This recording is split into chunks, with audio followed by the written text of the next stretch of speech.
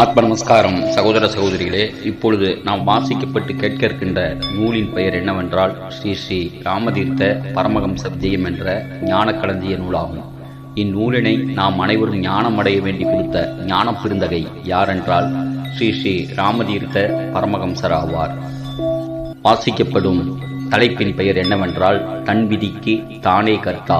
இதில் ராமதீர்த்தர் சொல்லிக்காட்டியுள்ள கதைகள் மூலமாக, ஓமானங்கள் மூலமாக தானே தன் விதிக்கு கர்த்தாவாகக்கூடிய விஷயங்களை எடுத்துரைக்கின்றார். அதில் பல கதைகளாகவும் இருக்கின்றன, தத்துவார்த்த விஷயங்களாகவும் பொன்மொழிகளாகவும் இருக்கின்றன.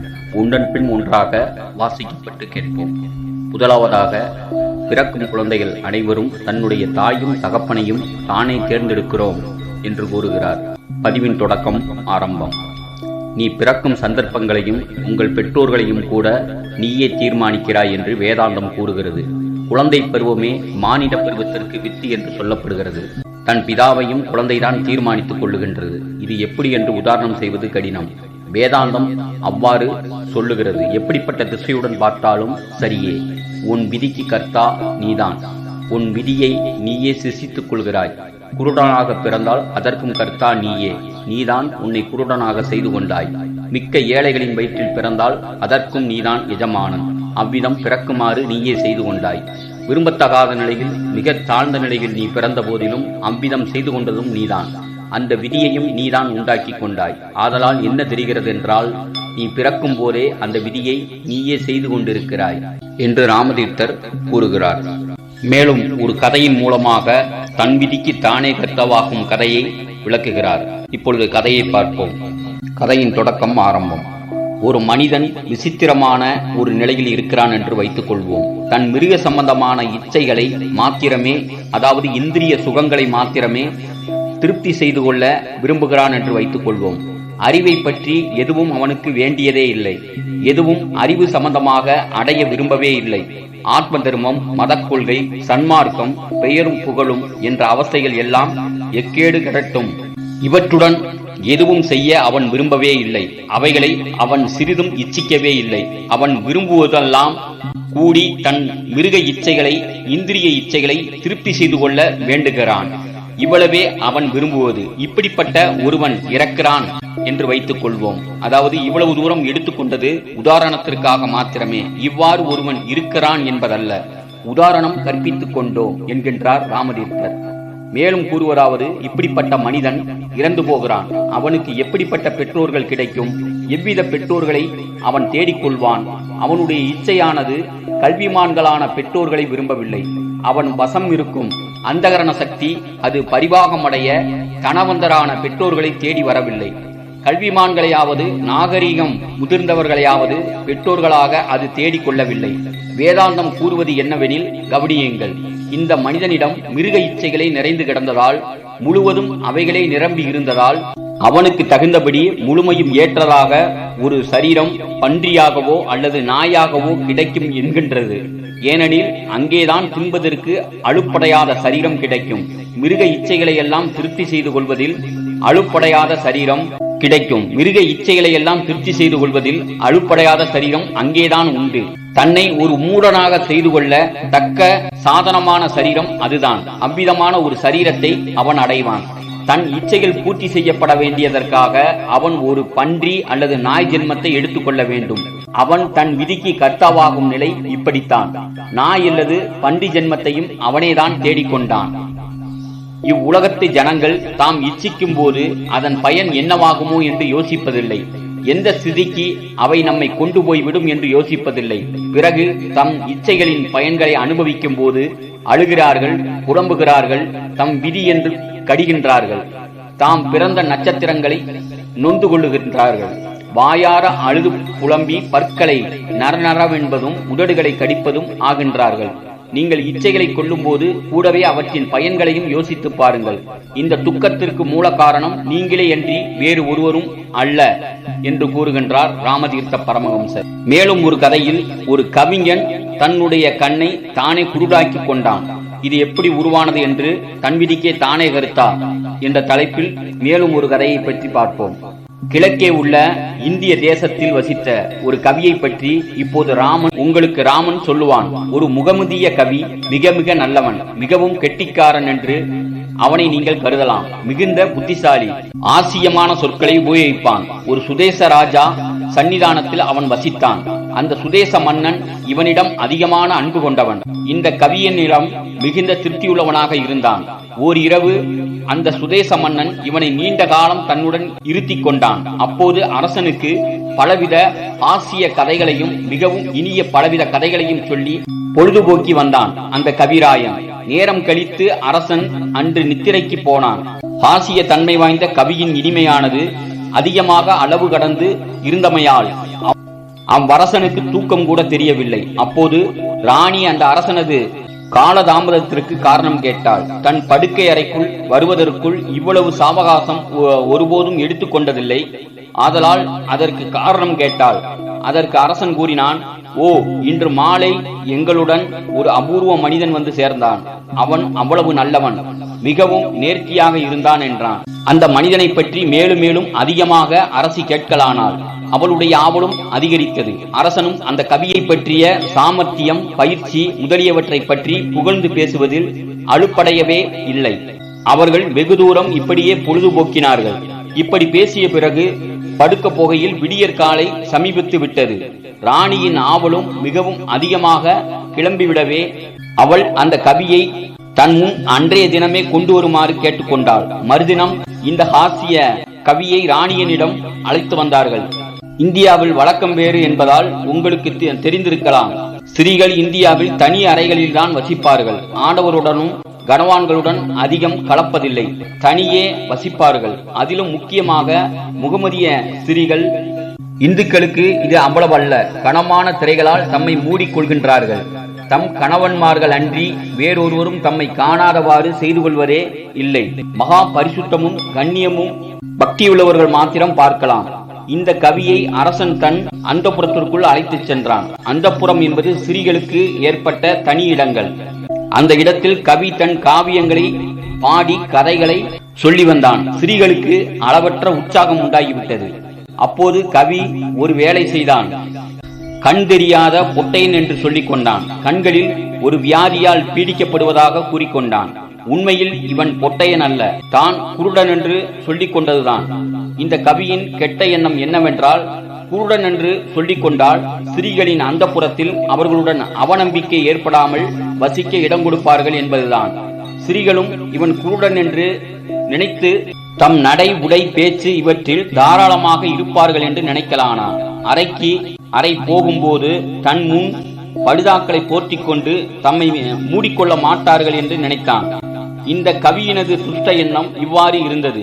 இப்போது என்ன நேர்ந்தது? குருடனென்றே நினைத்து இவரை ஸ்திரீகளின் இடங்களிலேயே அந்த புறத்திலேயே இருக்கும்படி விட்டுவிட்டான். ஆனால் உண்மையை மூடிவிட முடியாதல்லவா? அதாவது சத்தியத்தை பூமிக்குள் ஆழ்த்திவிட்டாலும் மறுபடியும் கிளம்பிவிடும். கடவுளின் ஆயுள் முழுவதும் நித்தியமான காலச்சக்கரம் அதற்கு சொந்தம். சத்தியம் என்ற உண்மையை மறைத்துவிட முடியாது. ஒரு நாள் வெளியாகியே தீரும். ஒரு தினம் இந்த கவி தனக்கு ஏதோ கொண்டு வரும்படி வேலைக்காரி ஒருத்தியிடம் சொன்னான். இந்தியாவிலே சிறிது தனம் ஒருவனுக்கு கிடைத்தால் போதும், அவன் அளவற்ற சோம்பேறி ஆகிறான் என்று நீங்கள் அறிவீர்கள். அவனுடைய சோம்பேறித்தனம் பயங்கரமாக போய்விடும். தனம் இருப்பதற்கு அடையாளமே சோம்பல் உடைமை என கொள்கின்றார்கள். நீ தானே ஒன்றும் செய்து கொள்ள முடியாவிட்டால் ஒரு கணவானாகிறாய். மிகவும் கௌரவம் பொருந்தியவன்தான். வண்டியில் நீங்கள் ஏறுவதற்கு உதவி செய்ய வேறொருவன் தேவையானால் அப்போது நீங்கள் அதிக கௌரவம் பொருந்தியவர்கள். உடை உடுத்திக் கொள்ள வேறொருவன் வந்து உதவி செய்ய வேண்டிய நிலையில் இருந்தால் நீயும் மிக மிக கௌரவம் படைத்தவன்.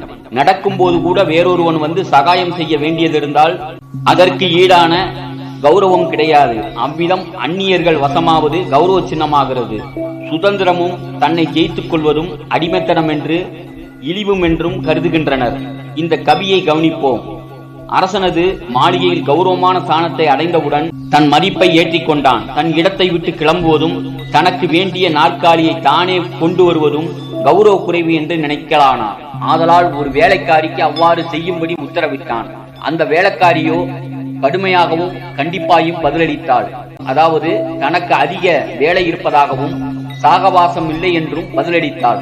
இதற்கு பிறகு மற்றொரு வேலைக்காரி வந்தாள். அவன் அவளை தன்னிடம் வரும்படி செய்து நாற்காலியை நகர்த்தி போடுமாறு கட்டளையிட்டார். இந்த அறையில் நாற்காலியே கிடையாதென்று அவள் பதிலளித்தாள். பிறகு அவன் அந்த பாத்திரத்தில் உள்ள தண்ணீரை கொண்டு வா என்றான். அதற்கு அவள், இந்த அறையில் தண்ணீர் பாத்திரத்தை காணோம், மற்றொரு அறைக்குள் போய் கொண்டு வருகிறேன் என்றாள். அதற்கு அவன், அதோ அதை கொண்டு வா, அதோ ஒன்று இருக்கிறதே அந்த அறையில், உனக்கு கண் தெரியவில்லையா என்று கேட்டான். அந்த வஸ்து வேண்டும் என்ற கவலையில், அந்த வேலையை செய்து முடிக்க வேண்டும் என்ற அவசரத்தில் அவன் தன்னை மறந்து கொண்டான். இதுதான் நடக்கின்ற விஷயம். இப்படித்தான் சத்தியம் பொய்யர்களை ஏமாற்றுவது பரியசித்து விடுகிறது. பிரகிருதியின் விதி இதுதான். இந்த கவி இதோ இருக்கிறது, உனக்கு கண் தெரியவில்லையா என்று கேட்டான். வேலைக்காரியோ உடனே அந்த வேலையை செய்யாமல் நேரே ராணியிடம் ஓடிப்போய் ரகசியத்தை வெளியிட்டாள். ஐயோ அம்மா, அந்த மனிதன் குருடன் அல்ல, அவன் ஒரு துஷ்டன், அவனை உடனே வீட்டிலிருந்து விரட்ட வேண்டும் என்றாள். அவனை வீட்டிலிருந்து விரட்டி விட்டார்கள். ஆனால் ராஜனது கிரகத்தில் நின்று விரட்டப்பட்ட 3 தினத்திற்குள் அவன் நிஜமாகவே குருடனாகி விட்டான். ஏன் அப்படி? ஏன் இந்த மனிதன் தன் இச்சா சக்தியினாலேயே குருடனாகி விட்டான் என்று கர்ம விதி உங்களுக்கு கூறுகின்றது. தன் விதிக்கு அவன் தானே எஜமானன் ஆகிவிட்டான். குருட்டுத்தனத்தை அவன் தானே சம்பாதித்துக் கொண்டான். வேறு ஒருவரும் அவனை குருடாக்கி கொள்ளவில்லை. அவனுடைய இச்சைகளே, தன்னுடைய ஆவலே அவனை குருடாக்கி விட்டது. பிறகு குருட்டுத்தனம் வந்ததும் அவன் அழுகிறான், பற்களை நரநரவென்கின்றான், உதடுகளை கடித்துக் கொள்கிறான், மார்பில் அடித்துக் கொள்கிறான் என்று ஒரு கவி தன்னுடைய கண்ணை குருடனாக்கி கொண்ட விஷயத்தை கூறுகிறார் ராமதீர்த்தர். அடுத்ததாக ஒரு முதியவர் தன்னுடைய மரணத்திற்கு தானே காரணமாக அமைந்து விட்டதை ஒரு கதையாக கூறுகின்றார் ராமதீர்த்தர். அந்த கதையும் பார்ப்போம். கதையின் தொடக்கம் ஆரம்பம். தன் புஜங்களில் கனமான பாரத்தை தூக்கி கொண்டு செல்லும் ஒரு மனிதன் இருக்கிறான். அவன் கிழவன், பலகீனன்.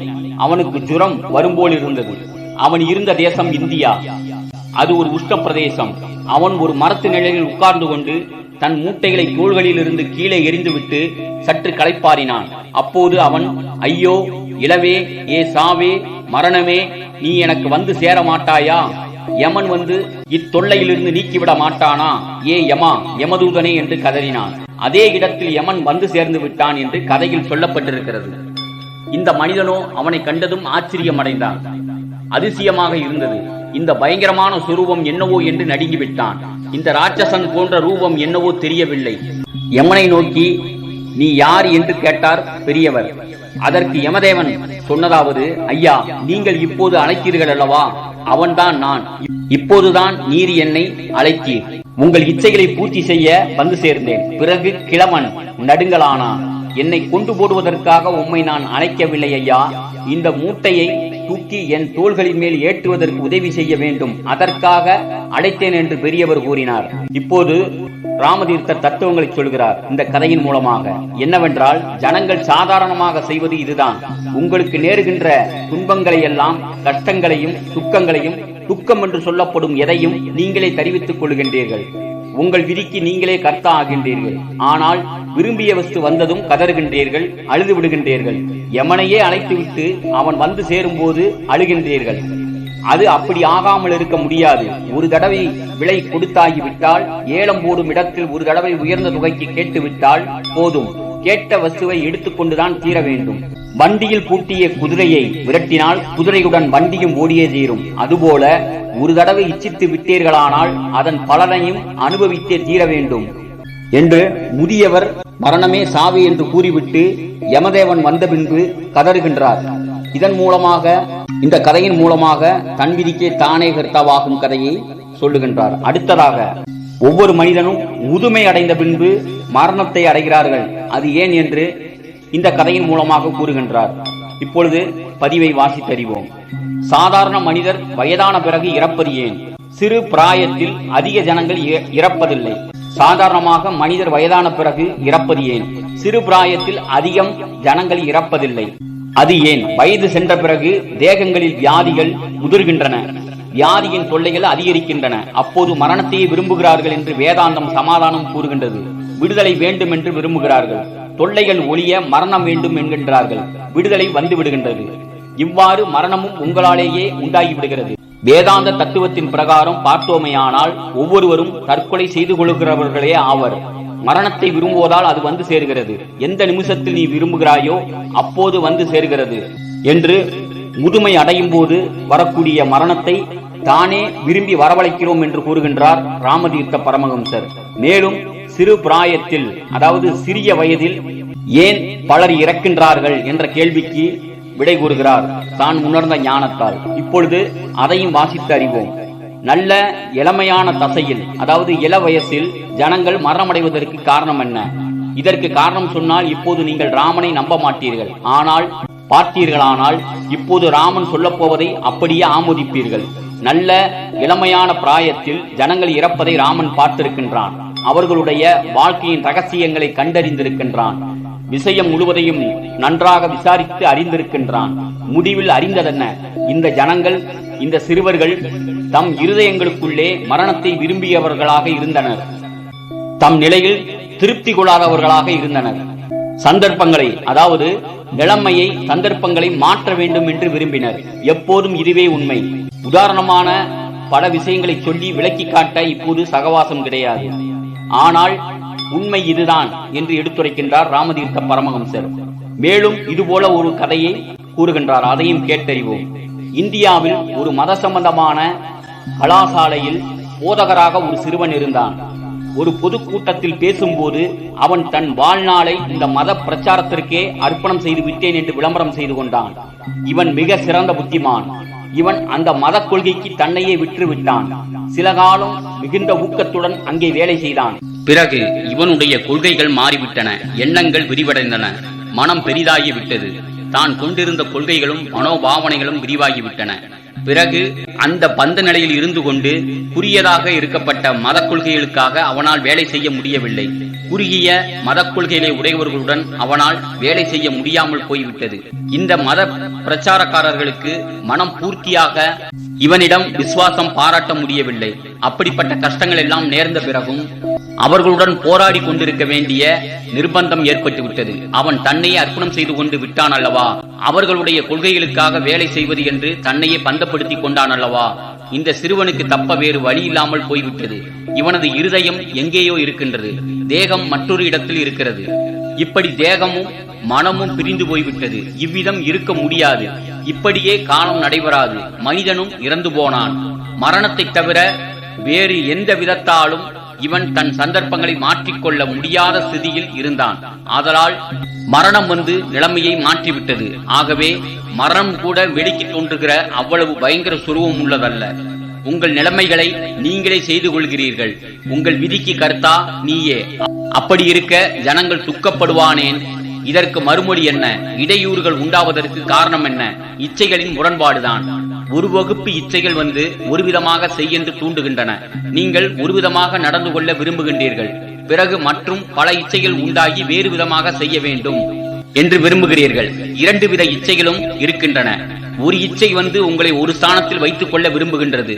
ஒரு குமாஸ்தாவாகவோ, மேடைகளில் ஏறி பேசுகின்றவனாகவோ, கலாசாலை போதகனாகவோ, பிரசங்கியாகவோ, மத போதகராகவோ நீங்கள் இருக்க விரும்புகிறீர்கள்.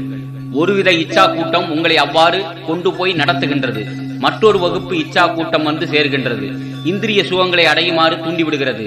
இந்திரியங்களுக்கு அடிமையாகுங்கள் என்று தூண்டுகிறது. இந்த இரண்டு வித இச்சைகளும் இருக்கின்றன. இந்த இரண்டும் சேர்ந்து நிற்க மாட்டாது. ஆனால் நடப்பதென்ன? ரெண்டு இச்சைகளையும் திருப்தி செய்ய வேண்டியது இருக்கின்றது. ஒரு இச்சை பூர்த்தியானால் மற்றொன்று கஷ்டப்படுகிறது. உங்களுக்கு துன்பம் வருகின்றது. மற்றொன்றை பூர்த்தி செய்வோமே ஆனால் முதலில் சொல்லப்பட்டது தவிக்கின்றது. அப்போது துன்பம். ஜனங்கள் தமக்கு துக்கத்தை தெரிவித்துக் கொள்வது இப்படித்தான். உங்கள் துக்கமும் எதை போதிக்கின்றது என்று கேட்டீர்களானால் இதைத்தான் கூற வேண்டும். உங்கள் விதிக்கு நீங்களே எஜமானர்கள். இதை மற்றொரு அழகிய கதையில் ராமன் விளக்கி காட்டுவான். இது மிக அழகிய கதை. அடுத்த கதையின் ஆரம்பம். கதை தொடக்கம். இந்தியாவில் ஒரு மனிதனுக்கு 2 மனைவியர்கள் இருந்தனர். இந்துக்கள் ஒருபோதும் பல மனைவியரை சேர்ந்து சுகமடைவதில் நம்பிக்கை வைப்பதில்லை. முகமதியருக்குத்தான் அதிக நம்பிக்கை. ஒரு முகமதியன் 2 மனைவிகளை அடைந்திருந்தான். ஒரு மனைவிக்கு மெத்தை மேல் ஒரு அறை விடப்பட்டிருந்தது. மற்றொருத்திக்கு கீழே ஒரு அறை விடப்பட்டிருந்தது. மெத்தை மீது ஒருத்தியும் கீழே ஒருத்தியும் வசித்து வந்தனர்.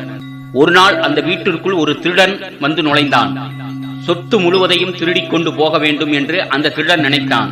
வீட்டில் உள்ள ஜனங்கள் எல்லோரும் விழித்துக் கொண்டிருந்தார்கள். ஆதலால் திருடனுக்கு எதையும் திருட சந்தர்ப்பம் வாய்க்கவில்லை. விடியற்காலைக்கு சற்று முன்பு வீட்டில் உள்ளோர் திருடனை கண்டார்கள். அவனை பிடித்து ஒரு அதிகாரி முன் கொண்டு போய் நிறுத்தினர். போலீஸ் அதிகாரியினிடம் அழைத்துச் சென்றார்கள். சொத்து ஒன்றும் திருட்டு போகவில்லை. திருடன் வீட்டிற்குள் பூட்டை உடைத்துக் கொண்டு வந்து சேர்ந்தான். அதுதான் குற்றம். போலீஸ் அதிபர் சில கேள்விகளை கேட்டார். குறுக்கு விசாரணை செய்தார். திருடனும் தான் திருட வேண்டும் என்ற எண்ணத்துடன் வீட்டிற்குள் கதவை திறந்து கொண்டு அக்கிரமமாக பிரவேசித்ததை ஒப்புக்கொண்டான். அப்போது போலீஸ் மாஜிஸ்ட்ரேட் அவனுக்கு தண்டனை விதிக்கும் போது அந்த திருடன் சொன்னது, ஐயா அதிகாரியே, நீங்கள் இஷ்டம் போல் செய்து விடுங்கள். ஒரு தனி கிடங்கில் போட்டு விடுங்கள். நாய்கள் என்னை கடித்து உண்ணுமாறு செய்யுங்கள். என் தேகத்தை சுட்டு விடுங்கள். அல்லது வேறு எது வேண்டுமானாலும் செய்யுங்கள். ஒரு தண்டனை மாத்திரம் செய்ய வேண்டாம்.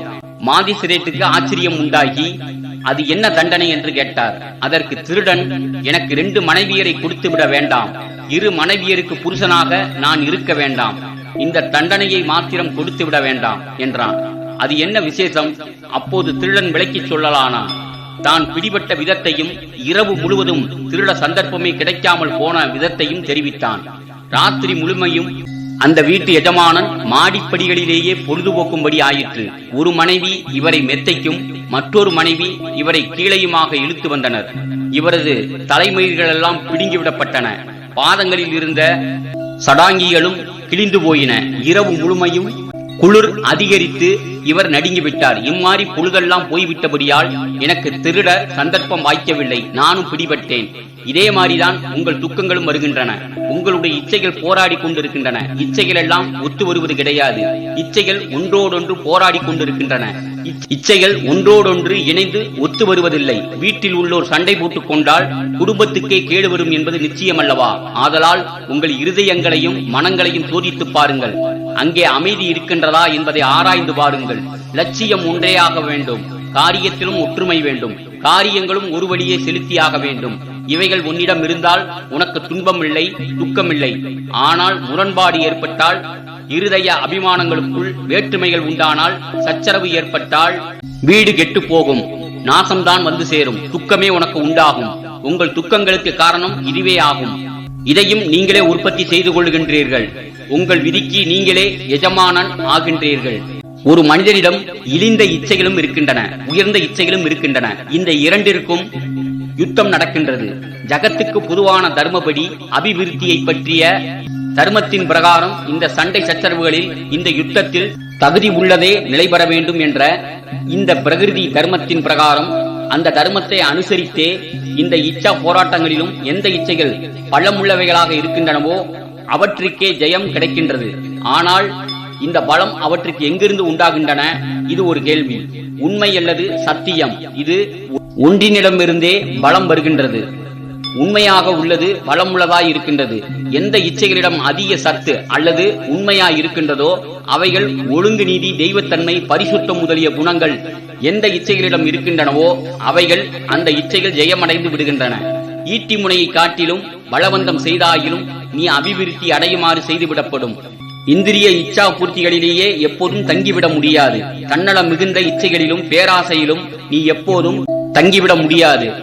மெதுவாக வேணும், நீ கிளம்பித்தான் ஆக வேண்டும். நிச்சயம் நீ கிளம்பிய தீர வேண்டும். இதே ஆனந்தம் உன் முன்னால் வைக்கப்பட்டிருக்கின்றது. ஒவ்வொருவருக்கும் எதிரில் கர்ம விதியானது ஆனந்தத்தையே காண்பித்துக் கொண்டு செல்கின்றது. இச்சைகளை ஏன் பூர்த்தி செய்ய வேண்டும்? உங்களுடைய உண்மையான சுவாபம், நிஜஸ்வரூபம் நித்தியமானது என்று வேதாந்தம் சொல்லுகின்றது. ராமனும் நித்தியமாக உள்ள கடவுள். உங்கள் இச்சைகளை எல்லாம் மனித சரீரம் என்ற சர்வமும் சத்மகா சமுத்திரத்தில் தோன்றுகிற சிறு கொப்பளங்களும் அலைகளுமே ஆதலால் அவைகளும் தம் காரண பதார்த்தத்தின் சொரூபத்தை, பிரகிருதியை ஏற்றுக்கொள்கின்றன. எந்த பொருளால் தாம் ஆக்கப்பட்டனவோ அந்த பொருளின் குணம் தம்மிடம் தோன்றுகிறது. தெய்வத்தன்மை அல்லது ஆத்மஸ்வரூபமாகிய உண்மையான கடவுள் தன் மூச்சு போல உலகை செய்து விடுகிறார். உலகமே எனது சுவாசம்தான். கண்ணிமை பொழுதிற்குள் தான் உலகத்தை சிருஷ்டித்து விட்டேன். நீங்கள் கண் இமைப்பதற்குள் உலகம் சிருஷ்டித்தாகி விட்டது. நானும் நீங்களும் ஒரே வஸ்து. இந்த இச்சைகள் எல்லாம் இந்த 2 அம்சங்களும் பொருந்தியதாகவே இருக்கின்றன. தெய்வத்தன்மையும் பொருந்தப்பெற்று சிறு தன்னலம் மிகுந்த அகசுவாபம் நிறைந்ததாகின்றன. உள்ளே இருக்கும் நித்தியத்துவம் அல்ல, தெய்வத்தன்மையை ஆதாரமாக கொண்டுள்ள இச்சைகளாம். இச்சைகளை எல்லாம் பூர்த்தி செய்யுமாறு செய்துவிட்டது. பூர்த்தி செய்ய வேண்டும் என்ற நிர்பந்தத்தை கொடுத்து விடுகின்றது. மாயா சம்பந்தத்தை ஆதாரமாக கொண்டுள்ள இச்சா பாகம் இச்சா பூர்த்தியில் காலதாமதம் ஏற்படுமாறு செய்கின்றது. இச்சைகள் பூர்த்தி அடைவதற்கு தடையாக ஏற்படும் காரியமெல்லாம் இந்த இச்சையில் உள்ள மாயா சம்பந்தங்களால் உண்டானவை. இச்சைகள் நிச்சயம் பூர்த்தி செய்யப்பட்டு போகும் என்ற குணம் அதே இச்சைகளில் அந்தர்கதமாக உள்ள தெய்வ பிரகிருதியால் உண்டாகிறது. நல்லது, இச்சைகள் தெய்வ சுவாபம் பொருந்தப்பட்டுள்ளன. இது எப்படி கூற முடியும் என்பீர்கள். இச்சைகள் எல்லாம் என்ன சுரூபத்துடன் கூடியிருக்கின்றன பாருங்கள். இச்சைகளில் அன்பு அல்லது அபிமானத்தை தவிர வேறு எதுவும் காண முடியவில்லை. அன்பு என்பது கடவுள் அல்லவா? அன்பும் சிவமும் ஒன்று. அன்பே கடவுள் அல்லவா? ஆகாச சக்தி சுரூபமே. ஆதலால் உங்கள் இச்சைகள் எல்லாம் அமைதியாகவும் இலகுவாகவும் பூர்த்தி செய்யப்படுவதற்கு நீங்கள் நினைக்குமாறு முற்றிலும் நிறைவேறுவதற்கு செய்ய வேண்டிய வேலைகள் என்ன? இச்சைகளின் மாயா சம்பந்தமான பாகத்தை குறைத்துவிட வேண்டும். தெய்வ குணத்தை தூக்கி நிறுத்த வேண்டும். அதாவது இச்சைகளை தன்னலம் உள்ளவைகளாக செய்துவிடல் ஆகாது. தன்னலமற்ற தன்மையை ஏற்றி இச்சைகளை உயர்ந்த சிதிக்கு கொண்டு வர வேண்டும். அப்பொழுது உங்களுடைய இச்சைகள் பலன்களை தந்துவிடும். நல்லது, கடவுளை பிரார்த்திக்கின்றோமே, அதன் தத்துவம் என்ன? பிரார்த்தனைகள் எவ்வாறு கேட்கப்படுகின்றன? எவ்வாறு முடிவு பெறுகின்றன? இந்த விஷயத்தை மற்றொரு தடவை ஆராய்வோம். ஓம் ஓம். ஒரு கவியை படித்துவிட்டு நிறுத்துவோம். ஒரு தடவை உங்கள் விதிக்கு நீங்களே கர்த்தா என்பதை அனுபவித்து விடுங்கள். அப்போது எவ்வளவு சுகமாக நீங்கள் இருப்பீர்கள் என்று விளங்கும். ஓம் என்ற மந்திரத்தை உச்சரித்துக் கொண்டும் உங்கள் விதியை செய்து கொள்பவர்கள் நீங்களே என்பதை அனுபவித்துக் கொண்டும் இருந்தீர்களானால் நீங்கள் கதற வேண்டிய அவசியமே இல்லை. அழ வேண்டியதே கிடையாது. துக்கம் என்பதையே உணரமாட்டீர்கள். உங்கள் நிலைமைகளை மாற்றிக்கொண்டு விட்டீர்கள். நீங்கள் எஜமானர்கள் என்பதை அனுபவியுங்கள். சந்தர்ப்பங்களுக்கு நீங்கள் அடிமைகள் அல்ல என்பதை உணருங்கள். இந்த உண்மையை அனுபவித்து அறியுங்கள். உங்கள் விதிக்கு நீங்களே கர்த்தா என்ற உண்மையை உணருங்கள். ஓ, என் நிலைமைகள் எவ்வாறாயின போதிலும் சரியே, என்னை சுற்றி உள்ளவைகள் எப்படி இருப்பினும் சரியே, இந்த உடலை ஜெயிலில் அடைத்தாலும் சரியே, வேகமாக ஓடும் தண்ணீருடன் இத்தேகம் இழுத்துக் கொண்டு போகப்பட்டாலும் சரியே, பிறருடைய கால்களால் மிதிக்கப்பட்டு போனாலும் சரியே, இளமை எவ்வாறான போதிலும் நானே அவன், நானே அவன். சிவோகம் சிவோகம். நிலைமைகளையும் உற்பத்தியாக்கவல்ல அவனே நான். தேகம் நான் அல்ல. விதிக்கு கர்த்தாவாகிய அவனே நான். உங்கள் சிநேகிதர்களையும் நீங்களே தேடிக்கொண்டிருக்கின்றீர்கள். உங்கள் இச்சைகளே உங்களை சுற்றி உங்கள் சிநேகிதர்கள் என்று சொல்லப்படும் சிலரை உண்டாக்கிக் கொள்கின்றன. அவ்வாறே உங்களுக்கு ஏற்படும் விரோதிகளும் ஆகின்றார்கள். உங்கள் இச்சையே விரோதிகளையும் உண்டாக்கி விடுகிறது. உங்களை சுற்றி விரோதிகள் உண்டாவதும் உங்கள் இச்சா பலமே ஆகும். விரோதிகளே உங்களையும் நானே ஆக்கிக் கொண்டேன். சிநேகிதர்களே நீங்களும் என் சிருஷ்டியே. அந்த கொள்கை உண்மை என்று அனுபவத்தால் அறியுங்கள். இதையே உணருங்கள். எவ்வளவு சுகம் உங்களுக்கு ஏற்படும் தெரியுமா? நீங்கள் மிகுந்த சுகத்தை அடைவீர்கள். இச்சைகள் பூர்த்தி செய்யப்பட்டன. சகலமும் என் சிருஷ்டியே. இப்படி தன் விதிக்கே தானே விருத்தா என்ற தலைப்பில் சுவாமி ராமதீர்த்த பரமஹம்சர் ஒவ்வொருவரும் தன்னுடைய இச்சா சக்தியாலும் ஆசைகளாலுமே துன்பப்படுகிறோம் என்பதை விளக்குகின்றார். ஆத்ம நமஸ்காரம் சகோதர சகோதரிகளே. படிவு முடிவுற்றது.